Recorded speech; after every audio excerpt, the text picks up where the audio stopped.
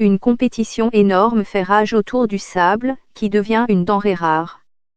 La très forte demande en sable a conduit le crime organisé à se lancer dans cette activité et des centaines de personnes ont été assassinées pour du sable ces dernières années. La demande de sable a grimpé en flèche, mais elle cause des dommages à l'environnement alors que les mineurs récoltent ce bien lucratif, un ingrédient vital pour le béton, et elle provoque des conflits, a déclaré un chercheur à la BBC. Il y a tellement de demandes pour le sable dans le monde actuel que dans de nombreuses régions du monde nous causons de graves dégâts à l'environnement.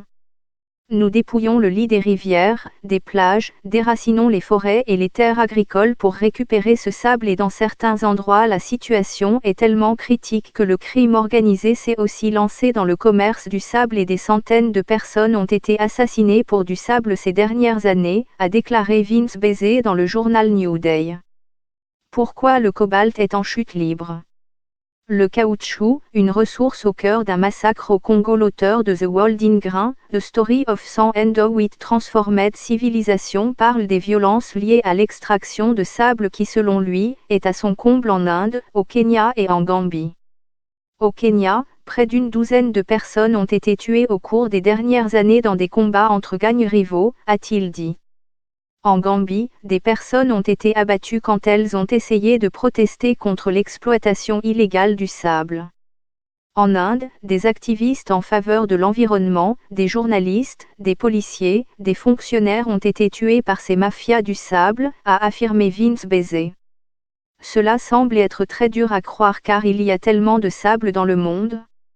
Mais en fait le sable est la ressource naturelle que nous consommons le plus au monde à l'exception de l'eau, et c'est parce que le sable est la principale matière première dont sont faites nos villes.